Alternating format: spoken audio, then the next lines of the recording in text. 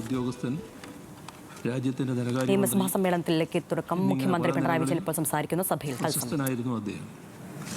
ഒരു സാധാരണ ഗ്രാമീണ കുടുംബത്തിൽ ജനിച്ച അദ്ദേഹം സ്വന്തം ധിഷണയുടെ ബലത്തിലാണ് പ്രശസ്തമായ കാംബ്രിഡ്ജ് സർവകലാശാലയിൽ IMD ലിറ്റിൽ എന്ന വിഖ്യാത സാമ്പത്തിക ശാസ്ത്രജ്ഞൻ്റെ വിദ്യാർത്ഥിയായി തൻ്റെ ഗവേഷണ പ്രബന്ധം പൂർത്തിയാക്കിയത്.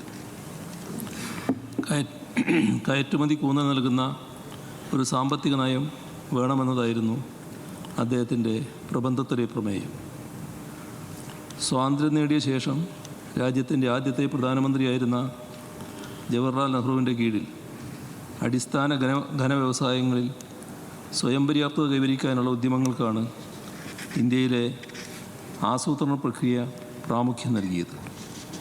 ഡോക്ടർ മൻമോഹൻ സിംഗിൻ്റെ സാമ്പത്തിക കാര്യങ്ങളിലെ അഭിപ്രായമാകട്ടെ തൻ്റെ ഗവേഷണ പ്രബന്ധത്തിൽ എന്ന പോലെ തെക്ക് കിഴക്കൻ ഏഷ്യൻ രാജ്യങ്ങളെപ്പോലെ ഇന്ത്യയും കയറ്റുമതിയിൽ അധിഷ്ഠിതമായ സാമ്പത്തിക നയം സ്വീകരിക്കണമെന്നായിരുന്നു. ഗവേഷണം പൂർത്തിയാക്കി മടങ്ങിയെത്തിയ ഡോക്ടർ മൻമോഹൻ സിംഗ് പഞ്ചാബ് സർവകലാശാലയിലും പിന്നീട് പ്രൊഫസർ KN രാജനൊപ്പം ഡൽഹി സ്കൂൾ ഓഫ് എക്കണോമിക്സിലും അധ്യാപകനായി.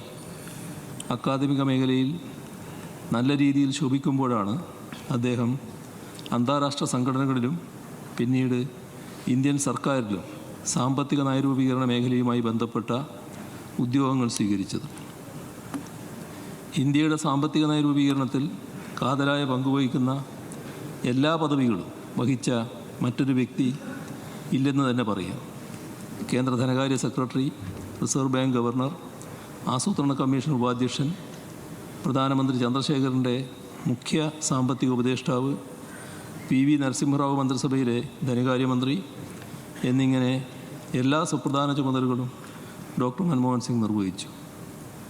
1980കളുടെ അവസാന ഘട്ടത്തിൽ ഡോക്ടർ മൻമോഹൻ സിംഗ് സൗത്ത് കമ്മീഷൻ്റെ സെക്രട്ടറി ജനറലായും സേവനമനുഷ്ഠിച്ചു. 1991 രാജ്യത്തിൻ്റെ ധനകാര്യമന്ത്രിയാകുന്നതിന് തൊട്ടു മുൻപ് കുറച്ചു കാലം doctor Manmohan Singh UGC chairman എന്ന ചുമതലയും വഹിച്ചിരുന്നു. രാജ്യത്തിൻ്റെ ധനമന്ത്രിയായി നിയോഗിക്കപ്പെട്ടതിനാൽ ഇന്ത്യൻ ഉന്നത വിദ്യാഭ്യാസ മേഖലയ്ക്ക് അദ്ദേഹത്തിൻ്റെ പ്രാവീണ്യം പ്രയോജനപ്പെടുത്താനുള്ള അവസരം നഷ്ടപ്പെട്ടുവെന്ന് വേണമെങ്കിൽ പറയാം.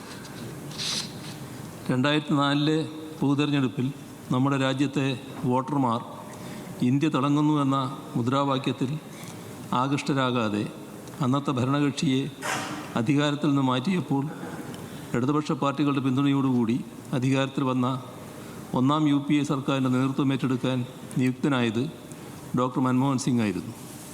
ഇടതുപക്ഷം മുന്നോട്ട് വെച്ച പൊതു മിനിമം പരിപാടിയുടെ അടിസ്ഥാനത്തിൽ ആ സർക്കാർ ദേശീയ ഗ്രാമീണ തൊഴിലുറപ്പ് പദ്ധതി, വിവരാവകാശ നിയമം തുടങ്ങി നിരവധി ശ്രദ്ധേയമായ കാൽവെപ്പുകൾ നടത്തുകയുണ്ടായി. ഡോക്ടർ മൻമോഹൻ സിംഗിൻ്റെയും അദ്ദേഹം നേതൃത്വം നൽകിയ UPA സർക്കാരിൻ്റെയും ചില നയങ്ങളിൽ ഞങ്ങൾക്ക് അഭിപ്രായ വ്യത്യാസമുണ്ടായിരുന്നു എന്നത് വസ്തുതയാണ്. എന്നിരിക്കലും ഭരണഘടനാ മൂല്യങ്ങളെയും ജനാധിപത്യ സംവിധാനത്തെയും സംരക്ഷിക്കുന്നതിന് അദ്ദേഹമെടുത്ത നിലപാടുകൾ പ്രശംസനീയമാണ്. മതനിരപേക്ഷ മൂല്യങ്ങളിൽ അടിയുറച്ച് വിശ്വസിച്ചിരുന്ന പ്രതിഭാശാലിയായ സാമ്പത്തിക ശാസ്ത്രജ്ഞൻ, സൗമ്യനും നിശ്ചയദാർഢ്യമുള്ളവനുമായ ദേശസ്നേഹി എന്നിങ്ങനെ പൊതുമണ്ഡലത്തിൽ ശോഭിച്ച അനിതരസാധാരണനായ ഒരു വ്യക്തിയാണ് ഡോക്ടർ മൻമോഹൻ സിംഗിൻ്റെ വിയോഗത്തോടെ നമുക്ക് നഷ്ടമായിരിക്കുന്നത്. ഡോക്ടർ മൻമോഹൻ സിംഗിൻ്റെ കുടുംബാംഗങ്ങളോടും അദ്ദേഹത്തെ സ്നേഹിക്കുന്നവരോടും ആദരിക്കുന്നവരോടും അനുശോചനം അറിയിച്ചുകൊണ്ട് ഉപസംഹരിക്കട്ടെ.